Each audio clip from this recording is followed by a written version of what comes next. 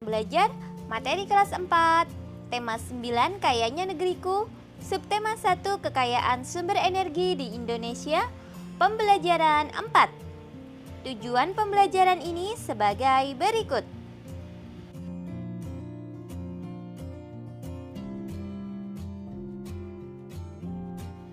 Hemat energi, hemat biaya. Hemat energi adalah mempergunakan energi yang ada dengan seperlunya saja. Energi yang kita gunakan tidak dapat diperbarui. Oleh karena itu, kita harus mempergunakannya sehemat mungkin. Apabila kita hemat menggunakan energi, kita pun akan menghemat biaya. Contoh energi yang perlu kita hemat penggunaannya adalah listrik. Listrik, energi yang tidak dapat dilihat, namun dapat kita rasakan manfaatnya. Listrik sangat berpengaruh terhadap kehidupan manusia. Pada saat ini, listrik sangat berperan dalam membantu berbagai aktivitas manusia sehari-hari.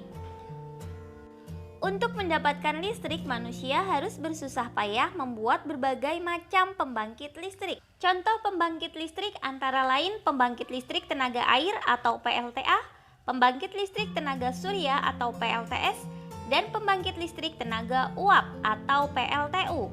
Setiap pembangkit listrik ini memerlukan biaya yang sangat besar dalam pembangunannya. Oleh karena itu, kita harus berhemat dalam menggunakan listrik. Keberadaan listrik juga memakan biaya yang sangat tinggi. Kita harus membayar biaya pemasangan listrik di rumah dan harus membayar biaya penggunaan setiap bulannya. Semakin boros menggunakan listrik, maka akan semakin besar pula beban biaya yang harus dibayar. Oleh karena itu, mulai sekarang dan seterusnya, marilah kita berhemat listrik dengan cara seperti berikut. Yang pertama, tidak menyalakan lampu pada siang hari. Kemudian menyalakan lampu hanya jika diperlukan. Lampu dinyalakan maksimal 10 jam setiap hari. Mematikan peralatan elektronik jika tidak digunakan.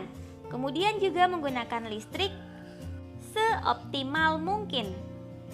Dari bacaan tersebut, kita bisa membuat beberapa kesimpulan, di antaranya kita harus menghemat energi, karena dengan menghemat energi berarti kita menghemat biaya.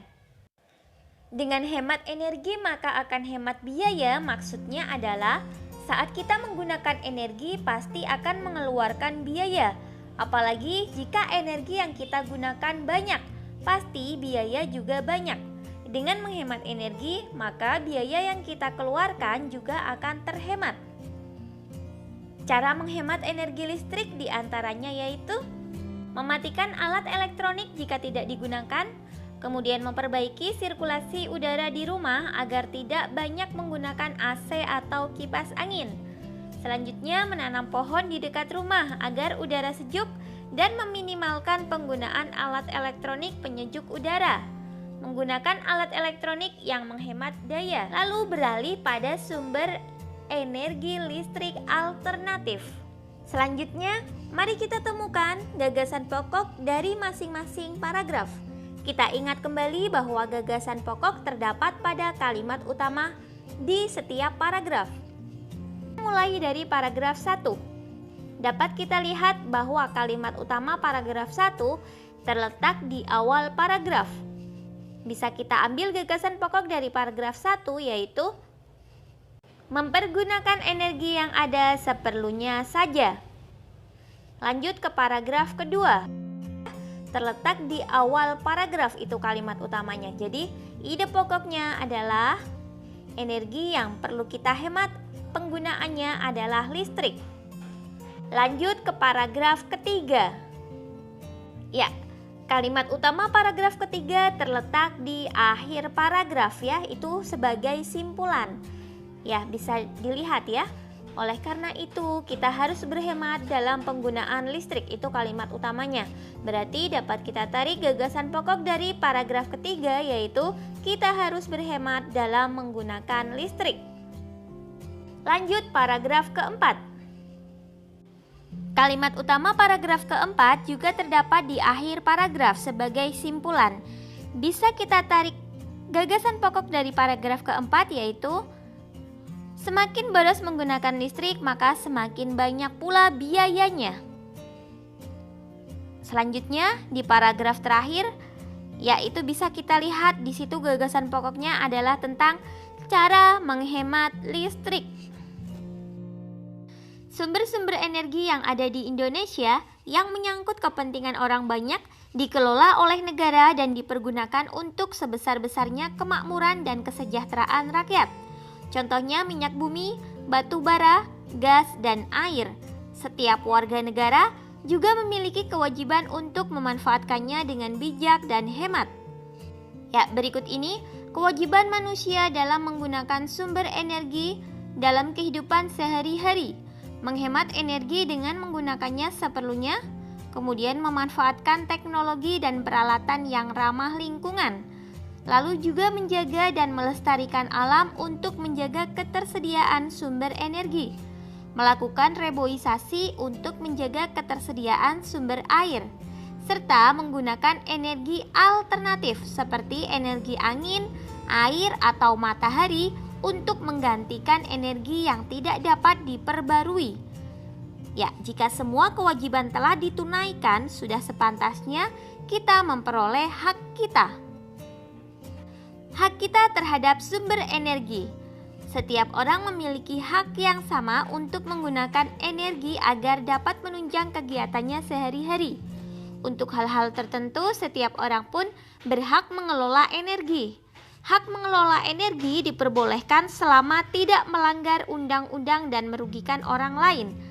Jika hak dan kewajiban terhadap sumber energi telah dijalankan dengan baik, manfaat sumber energi pun dapat kita rasakan dengan baik pula. Berikut contoh perilaku yang boros energi serta contoh perilaku yang hemat energi.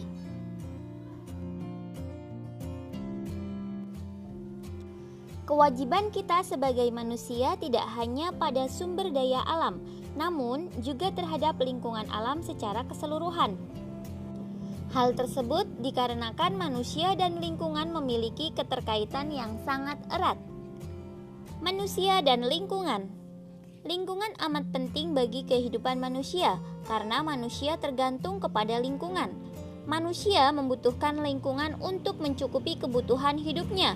Oleh karena itu, lingkungan memiliki daya dukung bagi kehidupan. Artinya, lingkungan mempunyai kemampuan untuk mendukung kehidupan manusia dan makhluk hidup lainnya. Oleh karena itu, manusia harus senantiasa berbuat baik kepada lingkungan. Manusia harus dapat berpikir dan berperilaku secara tepat, bijak, dan bertanggung jawab. Hidup yang selaras dengan alam dapat dimulai dari diri sendiri. Kita harus membiasakan pola hidup bersih dan sehat seperti selalu membuang sampah pada tempatnya, rajin berolahraga, dan selalu memeriksa keadaan mesin kendaraan agar tidak menghasilkan banyak asap kotor. Selain itu, kita harus meningkatkan kreativitas dengan mendaur ulang barang-barang sudah tidak terpakai agar tidak mencemari lingkungan.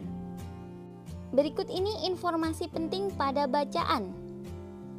Lingkungan memiliki daya dukung bagi kehidupan, artinya lingkungan mempunyai kemampuan untuk mendukung kehidupan manusia dan makhluk hidup lainnya. Sikap yang seharusnya dilakukan manusia terhadap lingkungan yaitu manusia harus senantiasa berbuat baik kepada lingkungan. Manusia harus dapat berpikir dan berperilaku secara tepat, bijak, dan bertanggung jawab. Manusia harus baik terhadap lingkungan karena lingkungan adalah tempat tinggal kita yang dapat memberikan kita kehidupan. Seandainya lingkungan kita rusak, berarti kita juga sudah merusak tempat tinggal kita. Salah satu kewajiban manusia adalah menjaga alam. Apa yang terjadi jika manusia tidak melaksanakan kewajiban tersebut? Carilah jawaban pertanyaan tersebut dengan bertanya kepada narasumber di sekitarmu. Kamu dapat bertanya kepada orang tuamu, bapak ibu guru, dan orang-orang lain di sekitarmu. Buatlah laporan hasil wawancaramu seperti contoh berikut. Untuk bekerja sama dengan orang tua, bertanyalah kepada kedua orang tuamu bagaimanakah kesadaran warga masyarakat sekitar rumahmu terhadap pentingnya menjaga lingkungan alam. Bertanyalah dan catatlah bentuk-bentuk kegiatan warga masyarakat sekitar rumahmu